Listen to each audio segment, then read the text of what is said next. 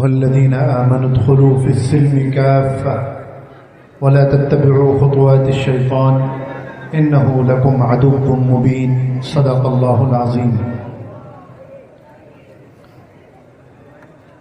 محترم بزرگوں اور دوستو، اللہ تبارک و تعالی کا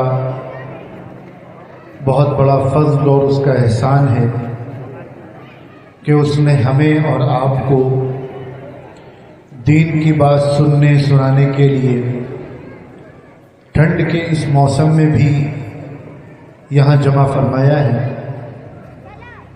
اللہ تعالی ہمارے اس بیٹھنے کو قبول فرمائے اور اس پروگرام کو ہمارے لیے دین سیکھنے اور اس پر عمل کرنے کا ذریعہ بنائے۔ میں بہت شکر گزار ہوں آج کے اس جلسے کے منتظمین کا، جنہوں نے مجھے یہ سعادت بخشی کہ میں آپ سے کچھ گفتگو کر سکوں۔ دعا فرمائیں کہ اللہ تعالیٰ کچھ کام کی باتیں کہلا لے جو کہنے والے کے لیے بھی مفید ہو اور سننے والوں کے لیے بھی مفید ہو۔ قرآن کریم میں اللہ تبارک و تعالی نے ہم سے اور آپ سے ایک بات ارشاد فرمائی ہے۔ قرآن شریف یہ کائنات کے خالق، کائنات کے مالک، ہم سب کے رب، ہمارے پالنہار اللہ رب العزت کا کلام اور اللہ کی کتاب ہے۔ اس کتاب کے اندر اللہ تعالیٰ نے ہمارے اور آپ کے لیے، مردوں اور عورتوں کے لیے، بچوں اور جوانوں کے لیے، دنیا کے کسی بھی حصے میں رہنے والے، کسی بھی زبان کے بولنے والے، کسی بھی تہذیب اور کلچر کو اختیار کرنے والے تمام انسانوں کے لیے اس دنیا میں زندگی گزارنے کا ایک قانون اور ایک ضابطہ متعین فرمایا ہے،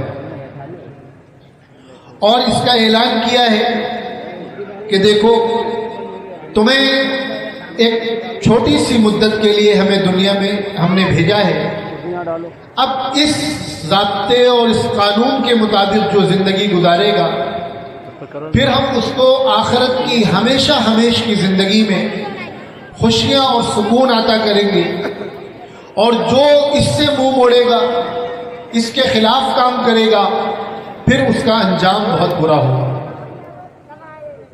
قرآن کریم میں اللہ تعالیٰ نے ہم سے اور آپ سے ایک بات ارشاد فرمائی ہے۔ جس آیت کی میں نے تلاوت کی ہے اس میں اللہ تعالیٰ تمام ایمان والوں کو مخاطب کر کے یہ فرما رہے ہیں، یا ایھا الذین آمنوا، اے ایمان والو، ادخلوا فی السلم کافہ، کہ اسلام میں پورے داخل ہو جاؤ۔ ایک طرف اللہ تعالیٰ ایمان والا بھی کہہ رہے ہیں، اور دوسری طرف یہ بات بھی ارشاد فرما رہے ہیں کہ اسلام میں پورے داخل ہو جاؤ۔ یہ آخر ماجرا کیا ہے؟ جب ہم پہلے سے ایمان والے ہیں اور اللہ تعالیٰ نے ہمیں ایمان والا کہہ کر اس پر مہر لگا دی کہ ہم ایمان والے ہیں، پھر یہ کہنا کہ پورے اسلام میں داخل ہو جاؤ، بات سمجھ میں نہیں آئی۔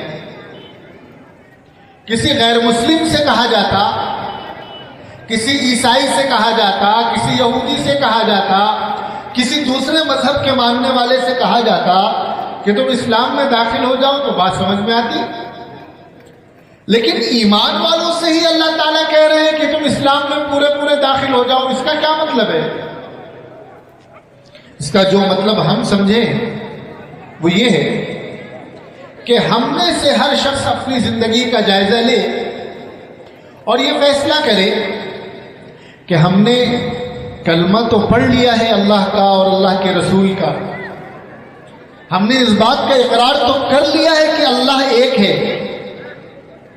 ہم نے اس بات کا اعلان تو کر دیا ہے کہ اللہ کے سوا کوئی شریک نہیں، اللہ کا کوئی شریک نہیں، کوئی اللہ کا پارٹنر نہیں۔ ہم نے اس بات کا اعلان تو کر دیا ہے کہ محمد رسول اللہ صلی اللہ علیہ وسلم اللہ کے آخری نبی ہیں۔ آپ کے بعد اب قیامت تک کوئی نیا نبی نہیں آئے گا۔ ہم نے اس بات کا اعلان تو کر لیا ہے کہ قرآن اللہ کی آخری کتاب ہے اور رہتی دنیا تک کامیابی کی بنیاد اسی کتاب پر ہے۔ ہم نے اس کا اعلان تو کر دیا ہے کہ ہم صحابہ کے ماننے والے ہیں، ہم بزرگوں کے ماننے والے ہیں، لیکن اس کا اعلان کرنے کے بعد ہم مسلمان تو ہو گئے، ایمان میں تو داخل ہو گئے، لیکن کیا ہماری زندگیوں میں اسلام نظر آتا ہے؟ ایک بیٹا اپنے باپ سے دعویٰ کرے محبت کا، لیکن اپنے باپ کی بات نہ مانے، باپ جن چیزوں سے روکتا ہے اس سے نہ رکے، تو دنیا کا کوئی بھی سمجھدار آدمی ایسی اولاد کو فرما بردار اولاد کہے گا یا باپ سے محبت کرنے والی اولاد کہے گا؟ زبان سے جتنے بھی کوئی اولاد دعویٰ کر لے، لیکن جب تک وہ اپنے باپ کا کہنا نہ مانے، باپ جن لوگوں سے ملنے کو منع کرے ان سے نہ رکے، تو ظاہر سی بات ہے ہم میں سے کوئی بھی ایسے بیٹے کے بارے میں یہ نہیں کہے گا کہ اسے اپنے باپ سے محبت ہے، بلکہ ہم یہ کہیں گے کہ یہ تو باپ سے محبت کا ڈھونگ کر رہا ہے۔ اسی طرح ہم دعویٰ تو کرتے ہیں کہ ہم ایمان والے ہیں، اور کلمہ توحید اور کلمہ شہادت پڑھ لینے کے بعد قرآن، صحابہ، آخرت، حضور کی ختم نبوت، ان ساری چیزوں پر ایمان لے آنے کے بعد ہم ایمان والے تو ہو گئے، ہم مومن ہو گئے، ہم مسلمان ہو گئے، لیکن ہم اپنی زندگیوں کا جائزہ لیں کہ ہم نے اللہ کو ماننے کا اعلان تو کیا ہے زبان سے، لیکن کیا ہم اللہ کی بھی مان رہے ہیں؟ کیا ہماری زندگی اللہ تعالیٰ کے حکموں کے مطابق گزر رہی ہے؟ ہم زبان سے تو یہ کہہ رہے ہیں کہ محمد رسول اللہ صلی اللہ علیہ وسلم اللہ کے آخری نبی اور آخری رسول ہیں، اللہ کے آخری پیغمبر ہیں، اور اب آپ سے عشق کا، محبت کا دعویٰ بھی کر رہے ہیں، لیکن ہم اپنی زندگیوں کا جائزہ لیں، کیا ہماری زندگی حضور کے بتلائے ہوئے طریقے کے مطابق گزر رہی ہے؟ ہم چند ایک کا جائزہ لیتے ہیں۔ اللہ تعالیٰ نے زندگی گزارنے کا جو طریقہ ہمیں بتلایا ہے، اللہ تعالیٰ نے حکم دیا کہ تمہارے لیے بہترین نمونہ یہ محمد رسول اللہ صلی اللہ علیہ وسلم ہے۔ تمہیں ان کے بتلائے ہوئے طریقے کے مطابق اور جس طرح انہوں نے زندگی گزاری اس طرح زندگی گزارنے کی کوشش کرنا ہے، اور ہم اس بات کو مانتے ہیں، کوئی بھی مسلمان مرد و عورت ایسا نہیں ہے جو اس بات کا انکار کرے۔ ہر مسلمان مرد و عورت یہ کہتا ہے کہ بھائی کامیابی تو حضور کے طریقے پر ملے گی، کہتے ہیں کہ نہیں کہتے؟ پھر آخر کیا وجہ ہے کہ ہمیں نبی کا چہرہ نہیں پسند؟ آخر کیا وجہ ہے کہ ہمیں نبی کا لباس نہیں پسند؟ آخر کیا وجہ ہے کہ ہمیں جس طرح نبی نے زندگی گزاری وہ زندگی گزارنا نہیں پسند؟ ہم داڑھی اس لیے نہیں رکھتے کہ ہم ہینڈسم نہیں لگیں گے، ہم اسمارٹ نہیں لگیں گے۔ ایک طرف ہم یہ دعویٰ کرتے ہیں کہ جب سے دنیا بنی تب سے قیامت تک روئے زمین پر اگر سب سے زیادہ حسین، جمیل، خوبصورت کوئی ذات ہوئی ہے تو ہمارے آقا، مولا، سرور کونین، تاجدار دو عالم جناب محمد رسول اللہ صلی اللہ علیہ وسلم کی ذات گرامی ہے۔ اس روئے زمین پر سب سے حسین، جمیل اور خوبصورت چہرہ اگر کسی کا ہے تو ہمارے آقا اور مولا سرور کونین، تاجدار دو عالم جناب محمد رسول اللہ صلی اللہ علیہ وسلم کا ہے۔ اور دوسری طرف ہمارا نوجوان صرف اس وجہ سے داڑھی نہ رکھے کہ داڑھی رکھ لیں گے تو ہم اچھے نہیں لگیں گے، تو یہ تو دنیا کی زبان میں اگر کہیں تو دوگلی پالیسی اسی کو تو کہا جاتا ہے۔ ایک طرف ہمارا یہ دعویٰ ہے کہ سب سے بہتر لباس حضور کا، لیکن دوسری طرف ہم اس وجہ سے حضور کا لباس اختیار نہیں کرتے کہ ہم ترقی یافتہ نہیں لگیں گے، ہم ماڈرن نہیں لگیں گے، ہم پرانے زمانے کے لگیں گے۔ ہم اس بات کو مانتے ہیں، دل سے مانتے ہیں کہ حضور نے اور آپ کے گھر والیوں نے جس طرح زندگی گزاری وہ زندگی سب سے اچھی زندگی ہے۔ ہماری مائیں بہنیں بھی مانتی ہیں، اور اگر کوئی نہ مانے تو وہ مسلمان نہیں ہوگا۔ اگر خدا نہ خواستہ کوئی یہ کہہ دے یا یہ مان لے کہ حضور کے گھر والیوں جیسی زندگی یا حضور جیسی زندگی یہ اچھی زندگی نہیں، نعوذ باللہ، تو وہ تو ایمان سے نکل جائے گا۔ حضور کے گھر والیوں کی زندگی میں پردہ تھا، برقع تھا، پاکی تھی، طہارت تھی، بچوں کی دینی تربیت تھی، لیکن اس کے باوجود ہم اپنے گھروں کا جائزہ لیں، ہماری مائیں بہنیں اپنا جائزہ لیں۔ ہماری زندگیوں میں پردہ ہے، ہمارے گھروں میں پاکی ناپاکی کا خیال کیا جا رہا ہے، ہم اپنے بچوں کی دینی تربیت کر پا رہے ہیں۔ ایک طرف رسول اللہ صلی اللہ علیہ وسلم نے ارشاد فرمایا کہ سارے انسان برابر ہیں۔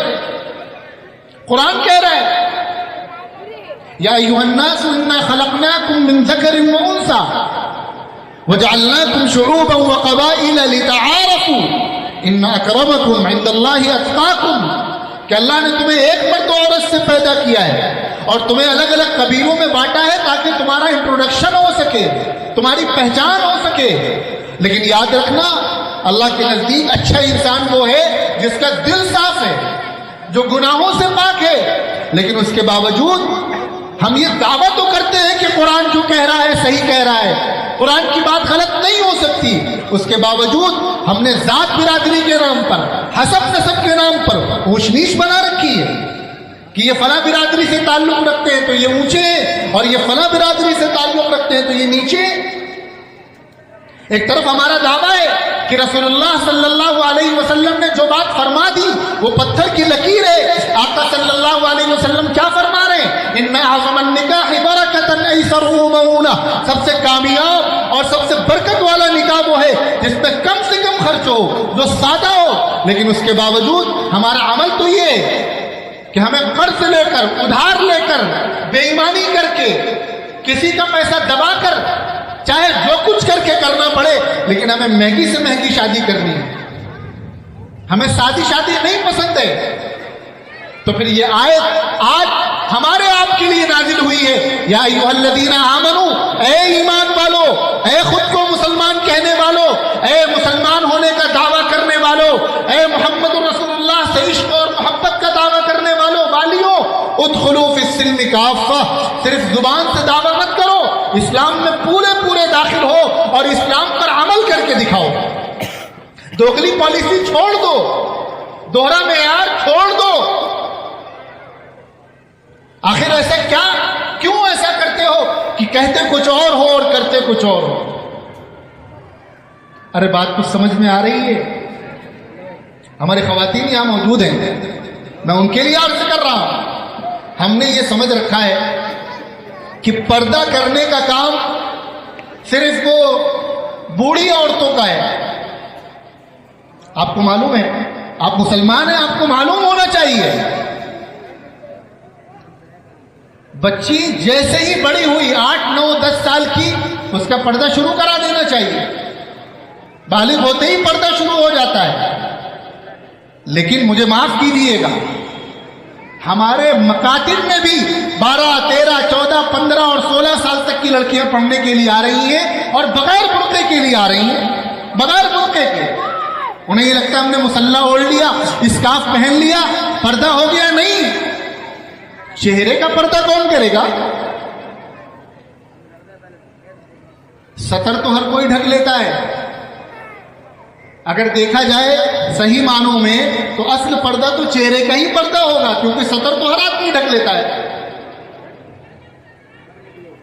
ہمارے پروگراموں میں، مجھے معاف کیجئے گا لیکن مجھے کہنا پڑے گا قرآن کی روشنی میں، اللہ تعالیٰ ہم سے ہی آپ سے کہہ رہے ہیں کہ اسلام میں پورے پورے داخل ہو جاؤ، دینی جلسہ ہو رہا ہے لیکن پردے کا خیال نہیں ہے۔ اس سے آگے بڑھ کر بڑی عمر کی عورتیں 25 سال 30 سال 40 سال، گاؤں دیہاتوں میں ہمارے یہاں چاہے وہ محلے کے لوگ ہوں، پڑوس کے لوگ ہوں، مولانا صاحب ہوں، حافظ جی ہوں، عورتیں کھلم کھلا بغیر پردے کے سامنے آ رہی ہیں۔ یہ مفتی صاحب بیٹھے ہیں، مولانا عبدالرب صاحب بیٹھے ہیں، آپ ان سے آ کر مسئلہ پوچھیے کیا یہ جائز ہے؟ کیا شریعت میں اس کی اجازت ہے؟ ہمارے گھروں میں عورتیں کپڑے پہن رہی ہیں، آستین اتنی ہے، آدھی آستین ہے، کیا عورتوں کا ہاتھ سطر نہیں ہے؟ پھر وہ چاہے سگا بھائی ہو، چاہے باپ ہو، چاہے بیٹا ہو، ان سب کے سامنے یہ ہاتھ بند ہونا چاہیے، پیر بند ہونے چاہیے۔ اور اجازت الگ بات ہے، بہتر یہ ہے کہ ان محرموں کے سامنے بھی بال بند ہوں، سینے پہ دوپٹہ ہو۔ لیکن محرموں کو تو چھوڑیے، ہمارے یہاں پردے کی اتنی بھی ضرورت اور اہمیت نہیں سمجھی جاتی کہ پڑوسیوں سے پردہ کیا جائے۔ آپ لاکھ دیندار بن جائیں، لیکن جب تک اللہ کے بتلائے ہوئے طریقے کے مطابق نہیں زندگی گزاریں گے تو پھر یہ سمجھا جائے گا کہ ہم اللہ کی نہیں مان رہے ہیں، ہم اپنی خواہشات پر عمل کر رہے ہیں۔ ہمیں یہ لگ رہا ہے کہ نماز بہت ضروری ہے تو نماز پڑھ رہے ہیں، اور پردہ کرنے کا دل چاہ رہا ہے تو پھر پردہ ضروری بھی نہیں ہے، پھر پردہ نہیں کرنا ہے۔ دیور اور بھابھی کا پردہ ہے، پردے کے الگ الگ درجات ہیں، جس میں دیور اور بھابھی کا پردہ ہے۔ دیور کو یہ اجازت نہیں کہ وہ اپنی بھابھی کا چہرہ دیکھ سکے، اور نہ بھابھی کو یہ اجازت ہے کہ وہ اپنے دیور کا چہرہ دیکھے۔ دیور کے لیے بھابھی کا چہرہ دیکھنا زیادہ سختی ہے اس پر۔ اسی طرح جو کزن بھائی بہن ہوتے ہیں، خالہ زاد، ماموں زاد، چچا زاد، ان کو بھی یہ اجازت نہیں ہے ایک دوسرے کا چہرہ دیکھیں۔ لیکن اپنے گھروں کا جائزہ لیں کہ اس پر کتنا عمل ہو رہا ہے۔ جب باہر والوں سے پردہ نہیں کر رہے ہیں تو گھر والوں سے چھوڑیے، گھر والوں سے کیوں پردہ کریں گے؟ اسی طرح داڑھی کا مسئلہ ہے۔ اللہ کے نبی صلی اللہ علیہ وسلم نے ارشاد فرمایا، من رأى منکم منکرا فلیغیرہ بیدہ، تم میں سے کوئی آدمی برائی ہوتا ہوا دیکھے تو اسے چاہیے کہ اس برائی کو اپنے ہاتھ سے روکے، طاقت کا استعمال کرے۔ فإن لم يستطع فبلسانہ، اور اگر وہ ہاتھ سے نہیں روک سکتا، طاقت کا استعمال نہیں کر سکتا، تو زبان سے اس کو برا کہے، زبان سے روکے، سمجھائے، منع کرے، ڈانٹے۔ اور یہ بھی نہیں کر سکتے فإن لم يستطع فبقلبہ، اور اگر زبان سے بھی نہیں کہہ سکتے تو کم سے کم برائی کو دل میں برا سمجھو۔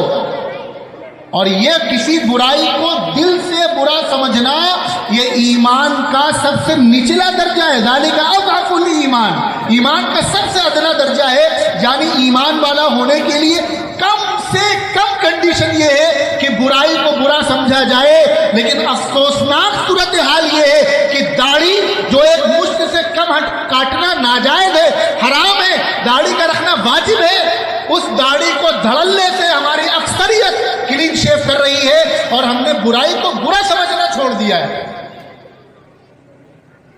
جبکہ برائی کو دل سے برا سمجھنا یہ ایمان کی کم سے کم کنڈیشن اور کم سے کم درجہ ہے۔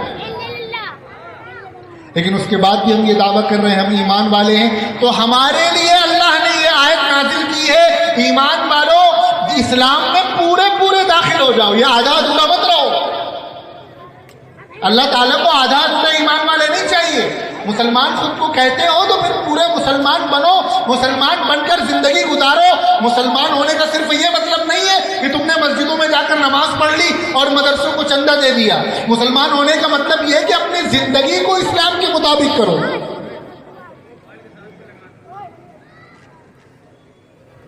بدترین انسان ہے وہ، بدترین انسان ہے وہ، ہاں وہ پڑھا لکھا ہو یا جاہل ہو، چاہے وہ کتنا ہی دیندار ہو، جو ذات برادری کی بنیاد پر کسی دوسرے انسان کو کمتر سمجھے۔ خوب اچھی طریقے سے یاد رکھیے گا کہ یہ ساری مخلوق اللہ کا کنبہ ہے۔ جس نے اللہ کو مان لیا اس کا معاملہ بھی اللہ کے ساتھ ہے، جس نے اللہ کو نہیں مانا اس کا معاملہ بھی اللہ کے ساتھ ہے. جس نے مان لیا اس کے لیے اللہ تعالیٰ نے کہا کہ ہم تمہیں جنت دیں گے، جو نہیں مانے گا دوزخ دیں گے. جنہوں نے مان لیا ان کی ذمہ داری ہے کہ نہ ماننے والوں کو سمجھائیں، لیکن مذہب کی بنیاد پر بھی کمتر نہیں سمجھنا ہے، انسان کو کمتر نہیں سمجھنا ہے. ہاں یہ تو سمجھنا ہے کہ بھائی وہ بدعقیدہ ہے، بددین ہے، وہ اپنی عاقبت خراب کر رہا ہے، ہم اس سے بہتر ہیں اس طور پر کہ ہم ایمان والے ہیں، اس طور پر تو ہم اس سے بہتر ہیں، لیکن اس کی بنیاد پر وہ انسان بطور انسان کمتر نہیں ہوگا، بحیثیت انسان سب برابر ہوں گے. اسی طرح کوئی گورا ہے کالا ہے تو اس بنیاد پر یہ نہیں کہا جائے گا کہ گورا افضل ہو گیا اور کالا کمتر ہو گیا. کوئی شہر میں رہ رہا ہے کوئی دیہات میں رہ رہا ہے تو یہ نہیں کہا جائے کہ شہر میں رہنے والے افضل ہو گئے اور دیہات میں رہنے والے کمتر ہو گئے. کوئی پڑھا لکھا ہے کوئی جاہل ہے تو یہ نہیں کہا جائے گا کہ پڑھے لکھے انسان ہونے کی حیثیت سے افضل ہو گئے. ہاں ظاہر ہے جو پڑھا لکھا ہے اس کا مقام زیادہ ہے، لیکن بطور انسان دونوں برابر ہیں. اسی طرح کوئی سید ہے کوئی صدیقی ہے کوئی شیخ ہے کوئی جلا ہے، کوئی کسی ذات کا ہے کوئی کسی ذات کا ہے. یاد رکھیے ذات برادری کی بنیاد پر، حسب نسب کی بنیاد پر یہ سمجھنا کہ وہ کم ذات والے ہیں اور ہم اونچی ذات والے ہیں، یہ ناجائز حرام بدترین گناہ ہے. اور یہ چیز ہمارے سماج میں کوٹ کوٹ کر بھری ہوئی ہے، پڑھے لکھے لوگوں میں بھری ہوئی ہے. ہمارے ہندوستان کے بعض علاقے وہ ہیں جہاں برادری والوں نے اپنے قبرستان الگ کر رکھے ہیں، اور حد تو یہ ہو گئی کہ برادری کے نام پر مسجدیں الگ کر رکھی ہیں. یہ فلاں برادری والا ہے تو اس مسجد میں دوسری برادری والا نماز پڑھنے نہیں جائے گا. اس کے بعد ہم کہتے ہیں ہم مسلمان ہیں، ہم ایمان والے ہیں. قرآن ہمارے آپ کے لیے کہہ رہا ہے یا ایھا الذین آمنوا ادخلوا فی السلم کافہ، اے ایمان والو، اے سوتا بہادر پور والو، اے فرخ آباد والو، ایمان میں پورے پورے داخل ہو جاؤ. یہ دوہری پالیسی چھوڑ دو کہ زبان سے تو مسلمان ہونے کا دعویٰ کر رہے ہو لیکن عمل اسلام کے خلاف کر رہے ہو. جو آدمی پہلے سے یہ اعلان کر چکا کہ ہم اسلام کو نہیں مانتے، ہم قرآن کو نہیں مانتے، اس نے اپنی عاقبت تو خراب کی لیکن وہ اسلام کی بدنامی کا سبب نہیں بن رہا ہے. لیکن ہم جو یہ دعویٰ کر رہے ہیں ہم مسلمان ہیں، پھر زندگی ہماری اسلام کے خلاف گزر رہی ہے، ہم اپنے عمل سے اپنے مذہب کو بدنام کر رہے ہیں. تو اس لیے آج کے اس پروگرام کا جو کہ وقت زیادہ نہیں ہے اور 10 بجے غالباً دعا بھی ہونی ہے، تو میری طرف سے آپ یہی آج کا پیغام سمجھ لیں. اللہ تعالیٰ نے قرآن کریم میں ہمارے آپ کے لیے ارشاد فرمایا کہ ایمان اسلام میں پورے پورے داخل ہو جاؤ، وَلَا تَتَّبِعُوا خُطُوَاتِ الشَّيْطَانِ، شیطان کی پیروی مت کرو، شیطان کی اتباع مت کرو. پتہ یہ چلا کہ اسلام کے علاوہ ہم جتنے کام کر رہے ہیں یہ سب شیطان کی پیروی ہے. پردہ نہ کرنا یہ شیطان کا طریقہ ہے، شیطان کی پیروی ہے. داڑھی کٹانا یہ شیطان کی پیروی ہے. فضول خرچی کرنا چاہے شادی بیاہ میں ہو چاہے عام زندگی میں ہو یہ شیطان کی پیروی ہے.